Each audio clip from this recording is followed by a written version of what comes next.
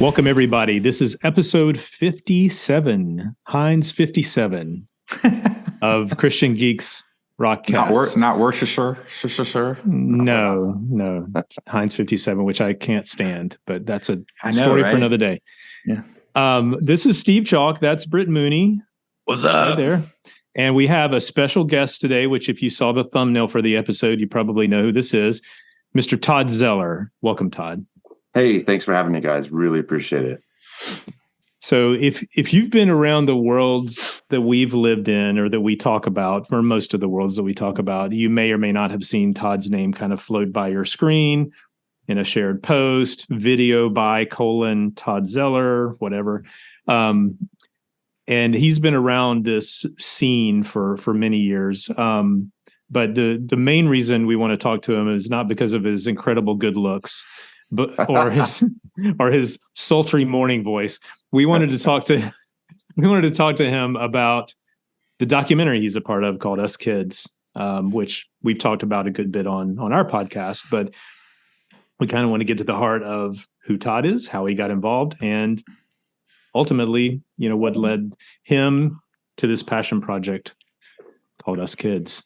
So, Todd, welcome. Tell us about you. Sure. No, thanks again, guys. Really appreciate it. Love your podcast. I'll probably just do the short version. I was born in SoCal, but raised in NorCal. So actually, if my parents would have chosen to stay where they were raised, Downey, California, I was born in Norwalk, I would have been totally attached to the actual Southern California Christian music scene. However, they said, let's get our kids out of the city. We want to raise them up in Redding, California, which I don't know if you guys know Cali very well, but that's about 3 hours. Redding, California is about 3 hours south of the Oregon border, and it's about 2 hours away from Sacramento, California. So I've flown over that. Okay. So, yeah. Yeah. No, that counts for sure. You probably saw the dry lake bed of Shasta Lake, which was dry for many years, but now it's greatly full, which everybody's very happy for that. But that's my hometown, Redding, California. So I would just say that I grew up with this music like all of us did. My family was pretty conservative Christian, and we had music of all sorts in the house. Records were, my parents were very much into music. It was like my dad was like the Willie Nelson and Merle Haggard guy. My mom was the Eagles and who else? Oh, Blood, Sweat, and Tears, Simon and Garfunkel. And so, I love that music, all of it, really growing up. I always enjoyed it, but at some point, they got more serious about, gosh, we need to introduce our kids to Christian music, it seems. And as we were growing up, and I have two brothers. And so we really kind of dove into, I made the very misguided choices probably as early as fourth or fifth grade. I was buying Kiss records, against my parents. I was part of the Kiss army, man. I was hardcore. And, and I, how dare you? I was a kid. What can you say? An immature kid who had no taste. And, but that being said, as we grew up, my parents were like, well, we want to take our kids to shows they would take us to concerts like Second Chapter of Acts or Dallas Holman Praise. It was, middle of the road stuff, but it was enjoyable, but I just didn't relate to me. And I never was a major rebel, but I was also a kid trying to figure out who I was and how my faith, would interact with music and culture and all those things. And I would say my real first exposure, I don't remember the exact year it was, but I think we went to a Servant concert at the local auditorium, Civic Auditorium, Reading Civic Auditorium. And I want to say they were, my history's terrible because it's been so many years ago, but they were touring maybe World of Sand. What did you guys know Servant's music much? Yeah, a little bit. Yeah. But I remember they did that one tour where they gave a record to everybody. Yeah. Was that it? Yeah, I think that was maybe it. I just don't remember. I think that was I can't remember the name of that album. Yeah, it was a. I can I kind of picture have a it. vague, yeah, I have a vague picture of it, but I went to that show, and I would just say that was the catalyst for me, like appreciating and having my eyes opened up to something other than this middle of the road, Sandy Patty music and whatnot, and that was when I started thinking, oh well, gosh, if there's this, they put on a good rock show, there's great lights, there's great sound, there's I think there was some pyrotechnics, something like that. And I thought, well, this is a very eye-opening experience where there's clearly got to be more out there. What is it, And so I started really frequenting the Christian bookstores and looking, and I, had my eye out, my ear out. And, a lot of my youth group friends were bringing in, Mark Hurd and Larry Norman. I had an older brother who also was into Christian music, and he was already, I don't remember what time, he's 5 years older, but, obviously driving much earlier than myself. And I recall driving around hot summers in Redding, California with, Daniel Amos on the radio, Randy Stonehill, Larry Norman.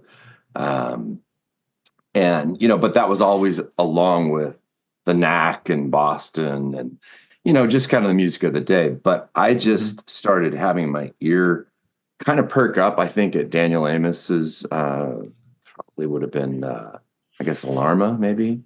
And so as a kid, I just felt very drawn to the alternative side of that music. When I'm an 80s kid, graduated high school in 1985. So I just felt like there's something new on the horizon, though I didn't have a full grasp of it yet. And so, I was heading to all the shows down in Sacramento, the Warehouse, South 77s, countless times, in the heyday of the 88 album. And that music just moved me into something into a deeper faith. And I've always said this, suppose my friends who know me, the things that really have helped form my faith is really obviously the Bible. It's the preaching, the teaching, and trying to learn the precepts, but also music, because that's something that I've been drawn to since I can't remember when, and it's important to me today. It was important to me then, and as we moved forward. Well, you tell me where you want to go next, because hopefully we can edit some of this next. Why don't you guys? I'll shut up and let you ask some questions, dude. That was all great. What do you mean edit that? That was amazing. Well, I just feel like I'm rambling. So no. Yeah. Rambling is fine. No, we never ramble, do we, Steve? Never. Like that last episode, we didn't talk for an hour before we started talking about the albums. What are you talking about? I mean, we could go into college football now if you want. No, so seriously, so that's how you grew up, and I think I know for Steve and I, we relate to that, and a lot of listeners will as well. And I think for Steve and I, we've talked in the past about how there was like this transition period where, in the early 90s, you kind of got out of some of the Christian music and kind of later had to rediscover some of that. I mean, do you relate to that as well? Yeah, I do. I've always listened to pretty much everything. It's not like I just relegated myself to Christian music only. I think I went through a few phases when I was very young. Like, oh my gosh, I was reading the books of John Larson? What was it? Bob Larson. Bob Larson. Oh, Bob. Yeah, crazy Bob. Wild and crazy Bob.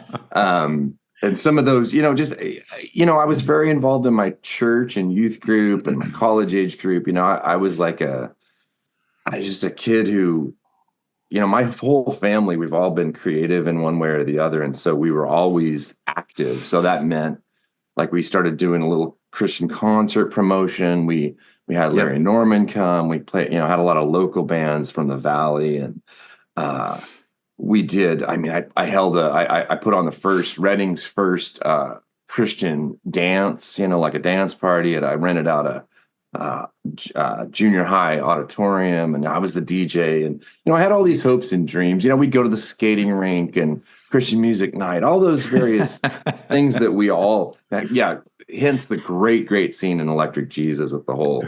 It was so, it was like a trope. It's a cliche. It happened so much. It was amazing. Did you have a band play at the skating rink? Did you ever set that up? I never got to see that I recall. Some friends of mine actually in high school, who I'm still friends with today,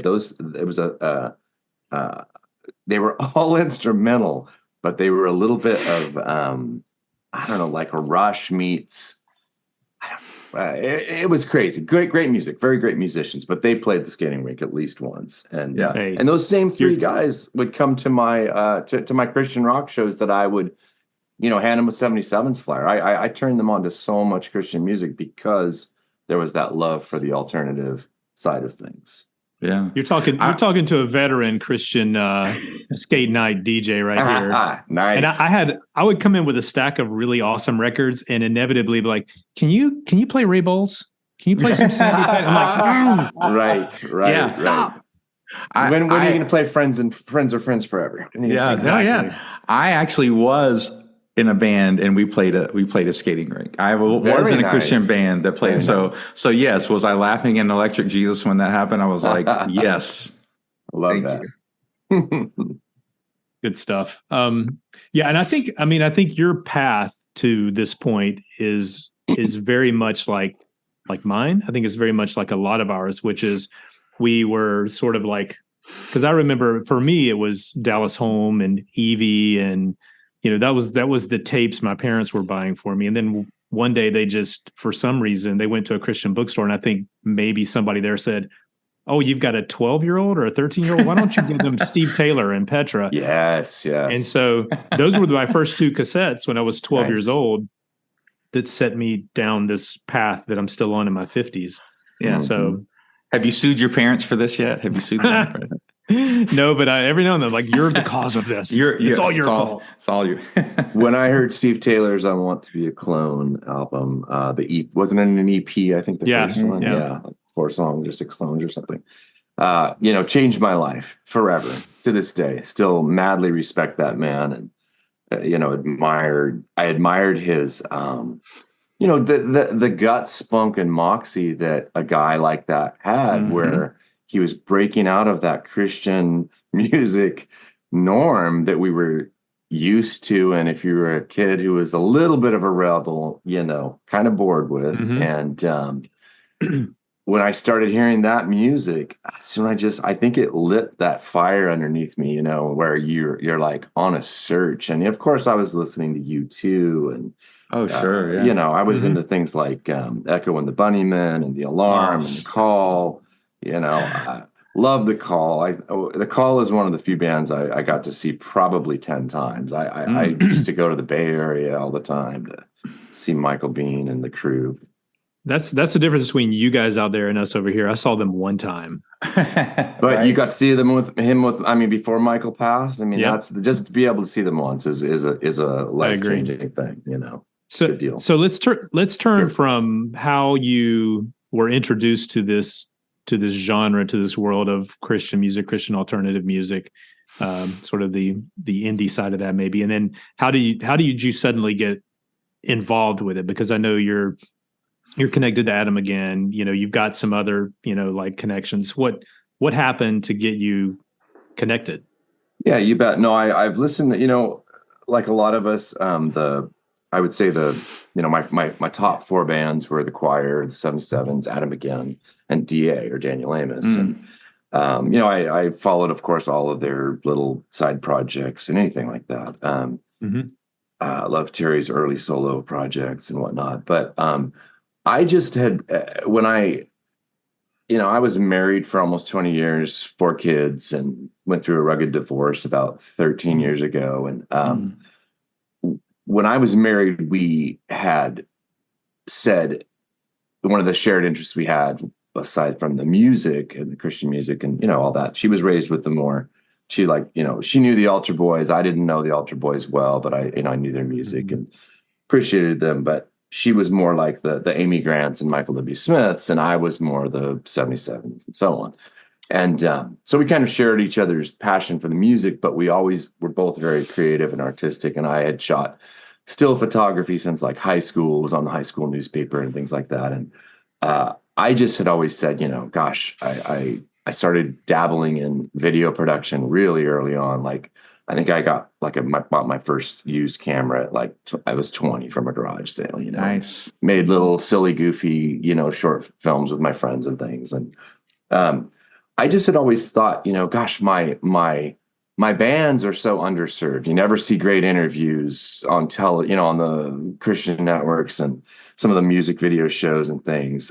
You don't see, certainly don't hear them played on the radio. You certainly don't see great music videos with them. There just wasn't a lot out there other than the mainstream artists of the day, or CCM artists. And so I just had always said, gosh, if I ever get a chance to break into, music video production, things like that, I would love to do that and help get these artists more known. That's really was my passion. It wasn't about anything other than that.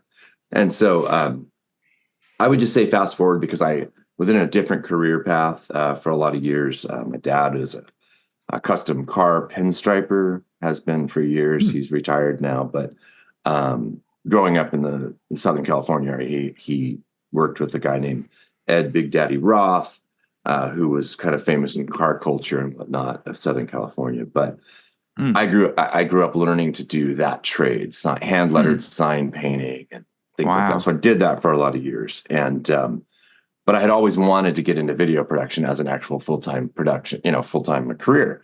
And so I started a little later as an adult. Our kids were still pretty young. And I have 4 kids, 2 boys and 2 girls. And so I was like in my early 30s when we actually became, did full-time video production.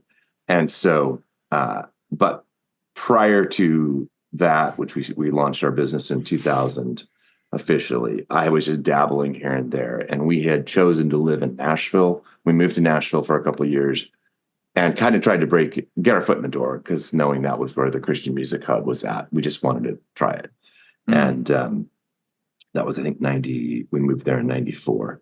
And I just, I had my first conversation with Gene Eugene at Cornerstone 1994. That was like our first actual meeting. I'd already seen Adam again play at least once, and Lost Dogs maybe once at that point. And I remember just naively saying, man, want to make music videos for you guys. Love the Lost Dogs. I think the Lost Dogs' first record. Well, no, I guess it was already out because it was 94. So,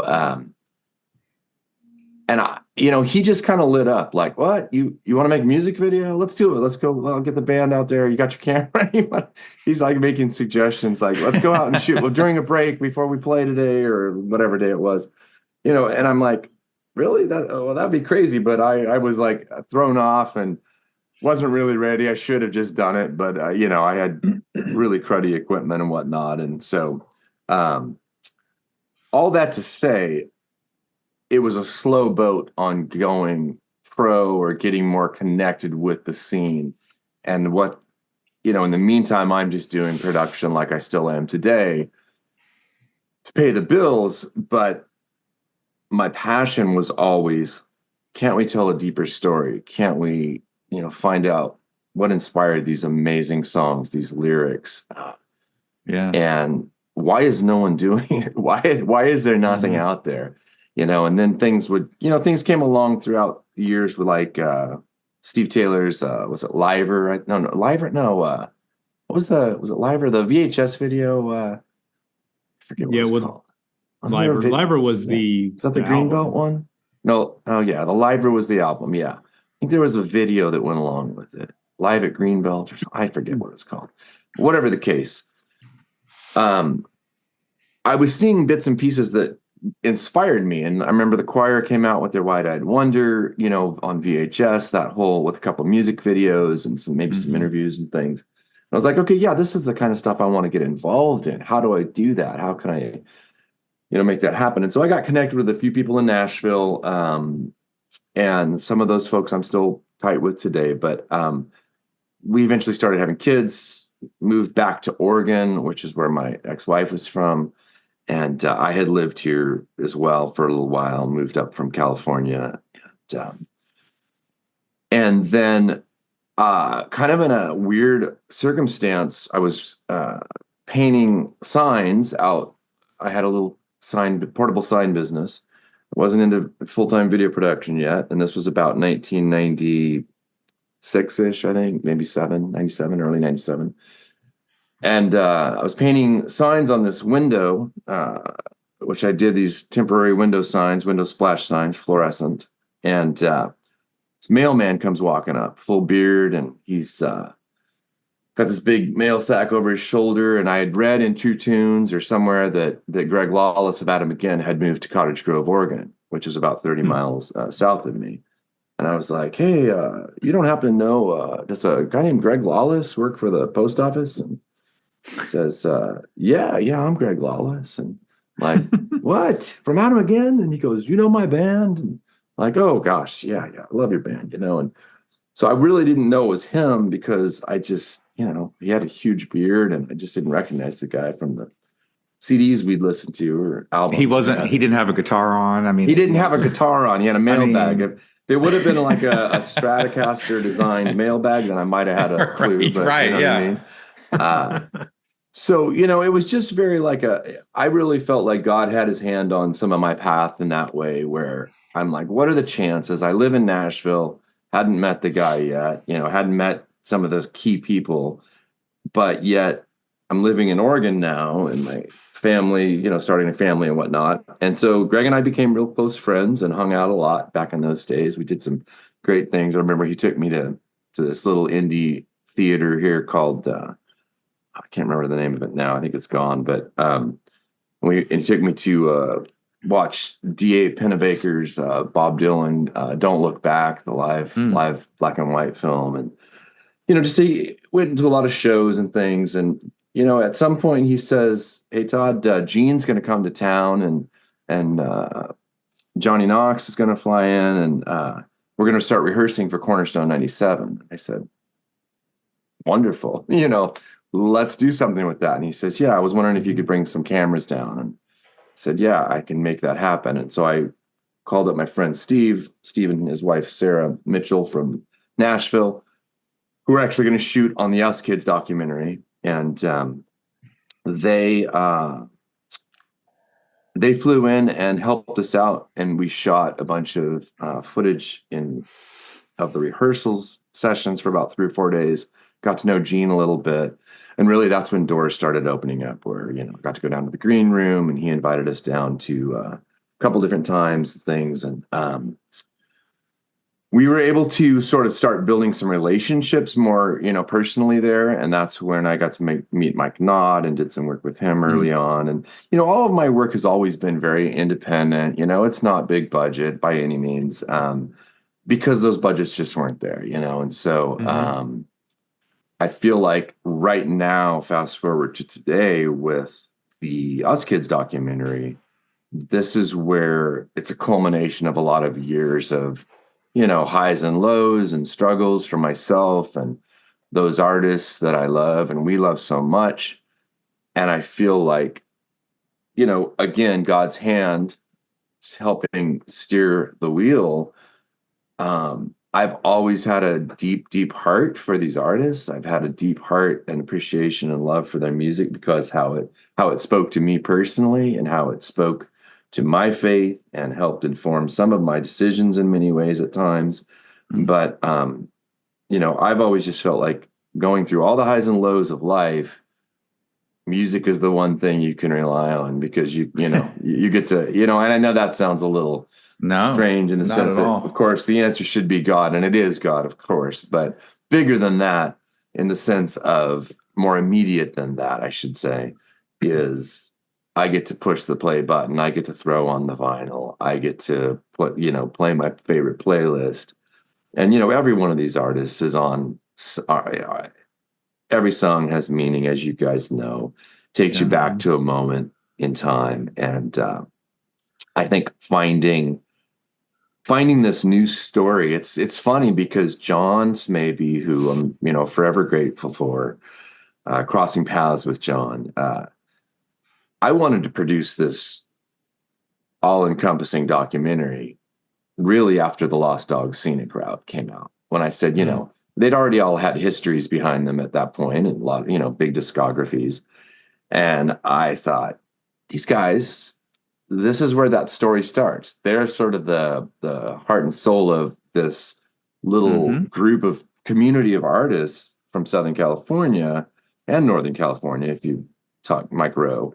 And I'm thought, they're the heartbeat of this little community of artists. How great would it be to fashion a full-length documentary? That's, I was discussing it with my wife and friends, and they're like, yeah, somebody's got to do it. Let's do it. I'm like, well, yeah, we got to find funding. How do we do that? How do we do this thing? And so fast forward to today, and I love the fact that God saw it fit that here these artists are older, wiser, lots of miles in life behind all of us. And this opportunity arose, and here, entered John Semby of Reality Rock and, Rock of Love. And he's got this vast experience. He's got relationships and friendships with a lot of these guys because he's from Southern California. And he's really deeply rooted in that scene and he had the same vision, a very similar vision, very parallel vision. And I was like, okay, we came together for this film. Now, how do we do it? Let's put it together and thank the good Lord for all the folks who helped fund it to this point. And, it's allowed us to do some traveling, and we've still got some interviews to shoot. But I guess just to give you a quick current update on the film progress, we're still in production. We have interviews yet to shoot. We hope to be in Nashville probably around February, March, that time frame, where we'll still interview the choir, Steve Taylor, John J. Thompson, of course, Tom Collada's on the list. And we're still reaching out to a few other people there. And then we'll also be bringing Mike Rowe here to Eugene, Oregon, along with Chris Cooper, because we want somebody to touch on some of the rap and hip hop movement, especially as it was tied to Brainstorm Artists International and Gene and Ojo Taylor. Started in SoCal. And then we'll be having Bill Walden, original singer for Undercover, come in. So we still have some legwork to do before we get into post-production, but we're at the stage where I think last count, we've got at least 35 interviews already. And nice. And we're trying, the challenge of this film is it's not finding the story, it's finding room to fit all the wonderful artists and acknowledge all the great contributors.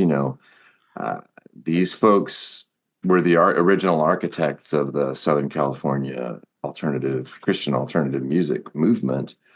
And John and I both have always felt very passionate about both honoring their legacy, helping maintain their legacy on film and their story, but also diving into the struggles, diving into some of the, pushback that they got from the church.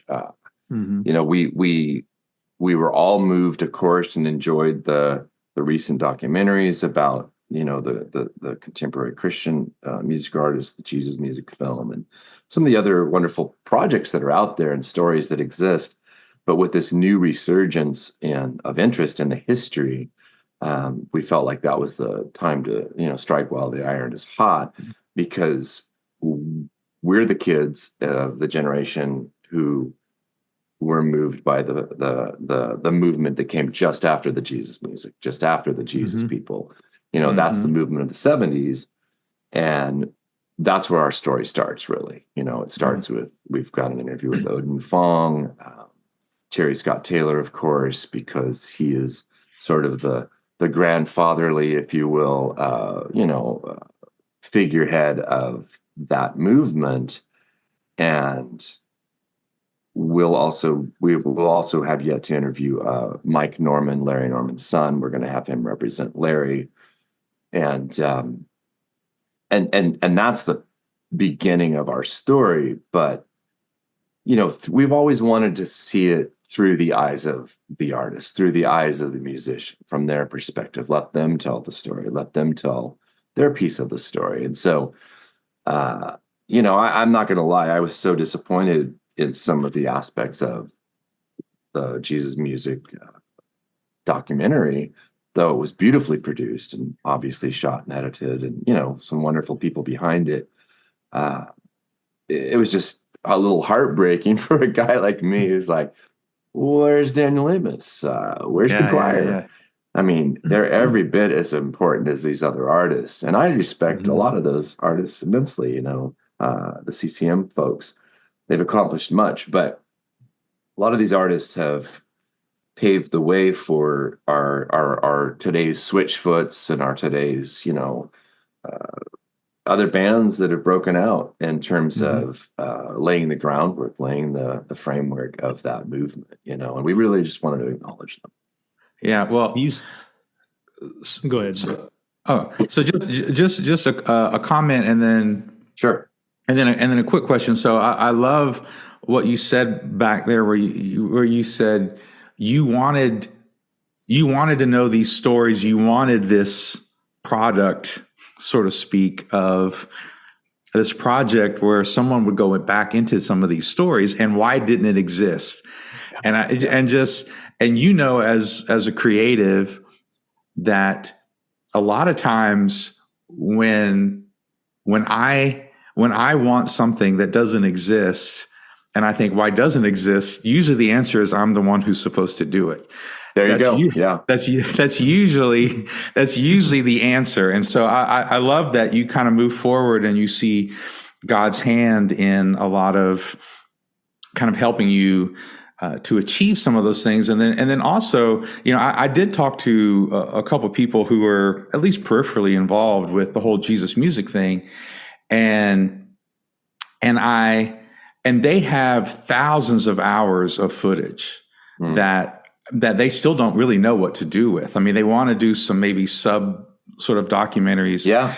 And I think it's, what a great problem for you to have, that if you have too much right to share. And we were talking about social media before we started talking, like in this age of at least less control to some degree of gatekeepers and some of this stuff, like you have so many opportunities to share stuff that maybe wouldn't make the final cut. Like you have so many different ways, whether you want to do like a Patreon or whether, no matter what you want to do, there's so many different ways, because there is an audience for this thing, because like you said, you're not the only one. And that's usually the hint. Like if I really want something and it doesn't exist, I'm probably not the only one who might enjoy this. It may not be millions of people, but I'm probably not the only one.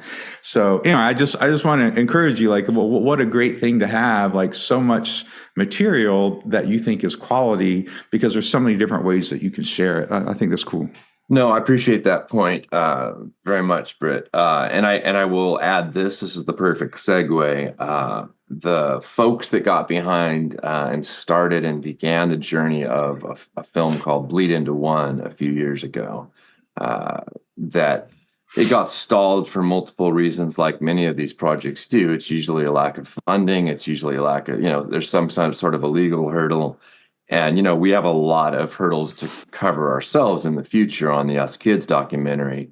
But the Bleed Into One folks basically have shared all of their footage with us for our film. Wow. That's amazing. I feel like, it really is. It's a huge, huge blessing. And we're super thankful for that. And those guys have been really, really helpful in the sense of, gathering these hundreds and even thousands of hours of footage at times with the undertaking of this project.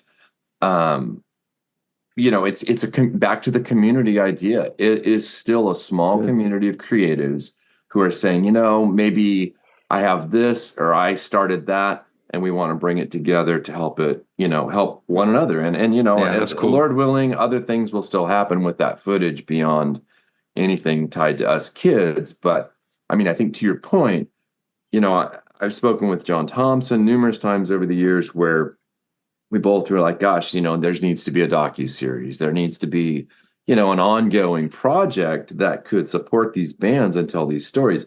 And in my mind, honestly, guys, I think that if everything goes as planned, like right now, we're going to obviously finish the Us Kids music documentary first and foremost. And once we get that off the ground, and hopefully we can get some film festivals and things lined up, we'll see where it goes. Time will tell. But then after that, I will finally finish the Adam Begin documentary that's been on my shelf for a lot of years, and that we started officially in 97. But the goal, there's so much of the overlapping story with these artists and interviews. So there's obviously some tie-in there. And we'll finish that. But, in a perfect world, if I could have my way, these small projects, these indie projects would get enough support and momentum and traction that enough funding would be present to tell the Daniel Amos story, in its own standalone documentary, to tell the 77 story, to tell the Choir, all the bands. And I don't mean just those bands, but, there's every story is dependent upon what else is in their archives, and that's what we're working on right now, where we've reached out to all the artists that are involved, as well as fans who might have some great photographs, who might have some great archival video footage, interviews, things like that. Because the story is broad, and obviously we can only tell so much of that story in 2 hours. So yeah, there's going to be a lot left on the cutting room floor. But one way or another, these stories are going to be told, the best of these stories. And I'm so thankful that we've had so many great artists come on board and want to be a part of it and give us their time and their energy and share their archives. I mean, it's been outstanding. And there's a lot of people behind the scenes that are making things happen. This is the crazy thing is, this is not a big budget film, though we have a little budget. We are not, we don't have a massive team. It's a couple core people. And then there's a team and a crew of people behind us. And I just want to acknowledge a few of those and thank them. Chad Ashton is doing all of our digitizing, hours upon hours of digitizing of old footage and concerts. He's scanning all of our photos. He's already at the 2,000 mark of photo scans. He does his thing full time. He's helping out there and giving us great rates. But if you have any digitizing needs, he's the guy to go to. He's down in Southern California. Adele Meisenheimer is helping us out with music licensing and publishing. She's been hugely instrumental. And of course, John Semby, Jason Dean, he's a behind the scenes guy. He's actually helped to make some great things happen. And you guys will be excited to hear this if you didn't already see it on social media. Tomorrow morning, Mortal will be interviewed. Today's Friday. Yeah. Tomorrow morning, down in SoCal, both Jerome and Gyro, Mortal, Full Zender, Switchfoot. They're going to be a nice interview. And then Jason Dean himself will also be interviewed. And he's a guy that's behind the scenes, and he's kind of one of our consultants. And he, he's been in radio and concert promotion with John and Rock of Love and the Reality Rock radio series and whatnot. And so, who am I leading off? My good partner, Scott Weba, he's a long-term collaborator. Known him for 20 plus years. And he's my second videographer, cinematographer, and does the drone work. He's up in Portland, Vancouver area. And my daughter Charlotte's helping out with makeup, catering, coffee runs and such. It's really just a small community. The most important thing. Well, that's right. We have to have, we Oregonians, we need a lot of coffee. Yeah. So I probably have left people off, and for that, I apologize. But it's just the point being that a lot of people, don't realize how much goes into a documentary, and there's thousands of hours ahead of us. Everything from breaking down, all the dates and doing the research to, when you write a book, I'm sure you want to get all your fact checking properly accounted for. And I just make it up. I just make it up. I'm just swinging it. Yeah. So, there's a lot to it, a lot to be said. Yeah. Yes. Well, it's a labor of love for sure. I mean, It is. I worked on 30-second TV spots that had bigger budgets than this entire Right? movie does. So. Right. I know. Right. That's the reality. You know, and you know, but I'm confident the doors will continue to open up because of the interest in this music, because of the interest in these stories, you know, and thankfully this is not going to be a you know, I love watching docuseries and documentaries, love the music documentaries, of course, but you know, I talk with Chad Ashton a lot. He likes to watch them as well while he's working on things, and it's these, you know, these crazy cult documentaries of, you know, the fallen heroes. Well, we're not really doing studies of fallen heroes. We're actually elevating these heroes because that's what they are to us, and you know, they're sharing their stories. But you know, one of the things that a lot of people don't realize is there's a reason why we called it, you know, an alternative, the subtitle being an alternative music rebellion. We were going to go with revolution originally, but we've switched gears a little bit. And rebellion's not a rebellion in the sense of maybe the true meaning of the word, but a little bit of rebellion for both the fans and the musicians who sort of were the architects of this Southern California scene and movement. You know, a little bit of rebellion against that CCM industry machine that wasn't really being fair to them. The churches that were sponsoring them and hiring them at first and helping them, and then if they didn't stay in the lane that the church, you know, thought they should stay in, they maybe drifted out because, I don't know, they're artists, they're creatives, whatever, for whatever reason. And maybe they were writing songs that didn't have enough, you know, what do they call them? You probably know. JPMs. JPMs, yep. Jesus per minute? Per minute. Yeah. Per minute, yeah. That's right. You know what I mean? And yet some of those albums, you think about the groundbreaking albums that these artists were doing, like let's look at the early versions of, I don't know, At the Foot of the Cross, one of the most beautiful worship records probably to come out of Southern California for the time, 1 and 2. And, you know, you can't argue with the beauty in that record and those artists and those songs.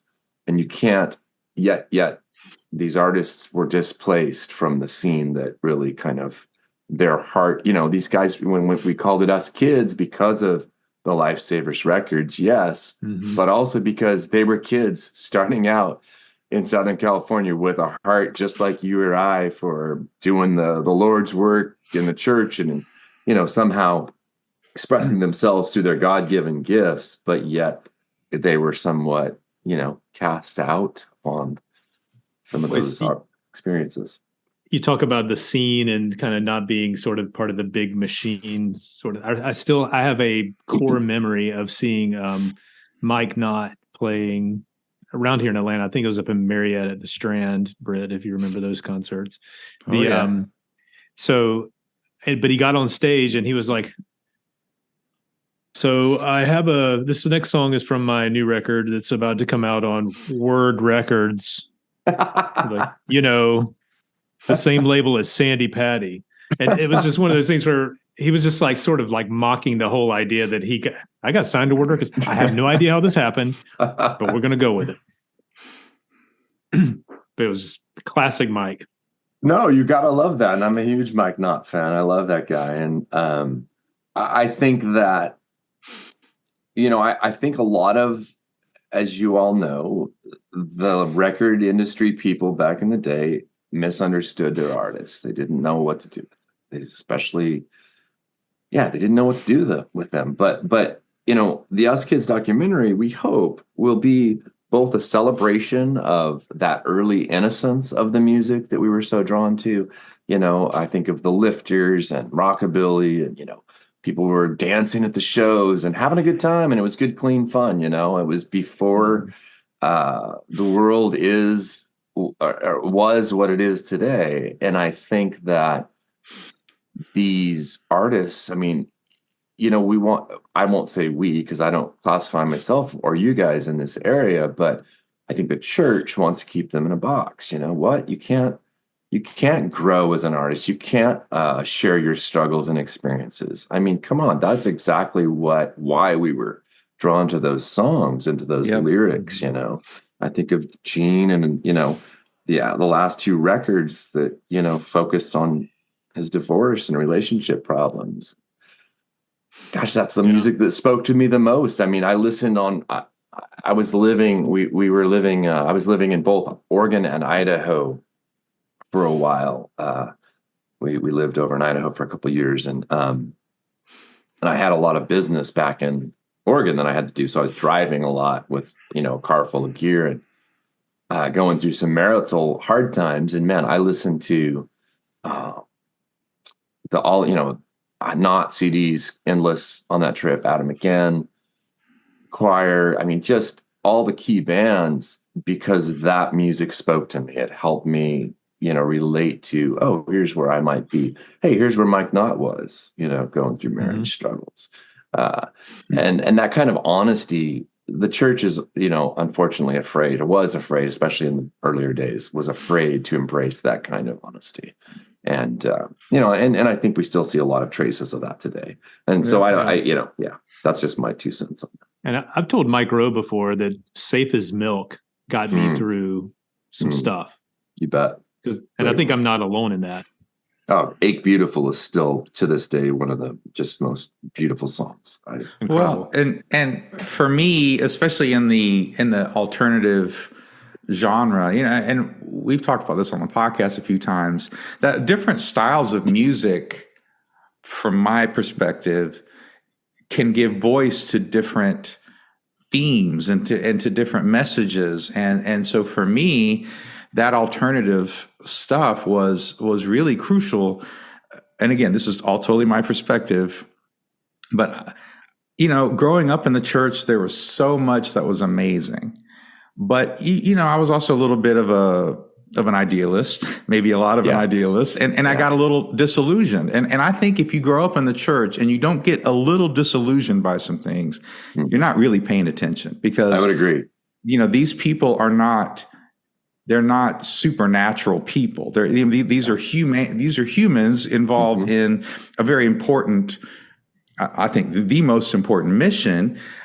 However, they're still flawed human beings at times, and a lot of that alternative music, man. Adam McGann's Dig is such a genius album on so many levels, and I don't know if you listened to that episode or not, but that to me, I did. It was a good one. Yeah, that to me was. I don't even know if there's Jesus in it anywhere, but it was those sort of albums were very important to me, because as I was getting into my early 20s and I was a little disillusioned with some things, and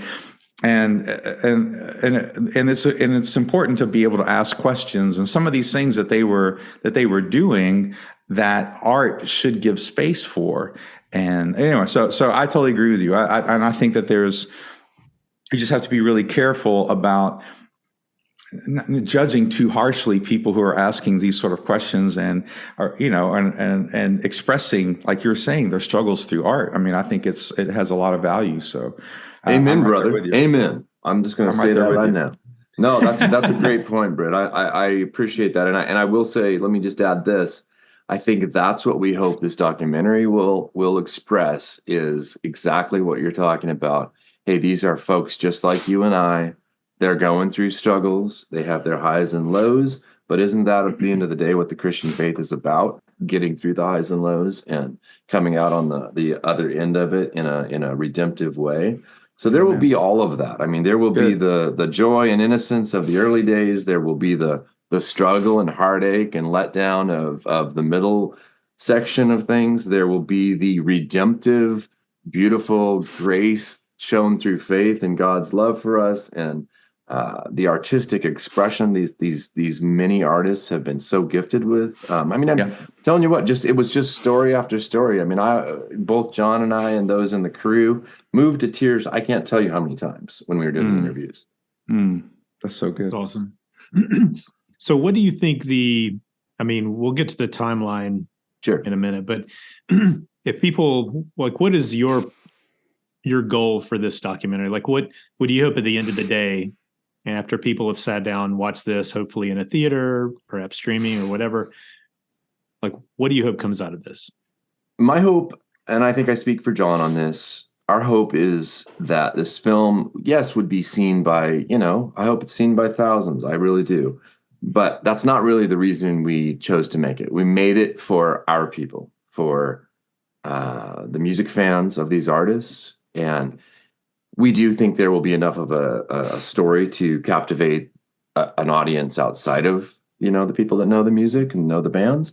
But at the same time, we really wanted to help preserve their legacy, help honor them, and bring back some of the classic music, yes, but also what are these artists doing today? We're going to cover a little bit of that, and I think at the end of the day, we hope it continues to open up doors. People enjoy it enough that it will open up doors for more opportunity to tell these stories.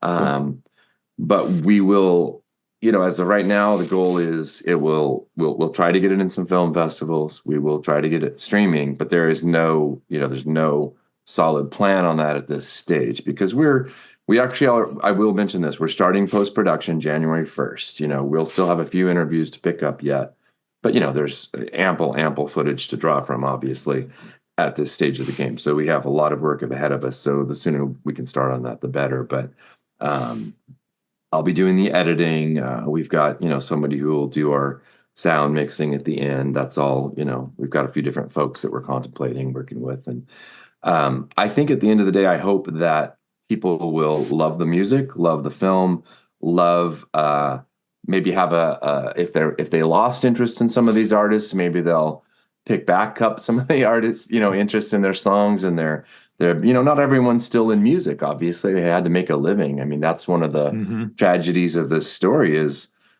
most of these artists couldn't continue to make a living. Unfortunately, that's where, sure, there was the music shift and the way music is delivered. That was a shift.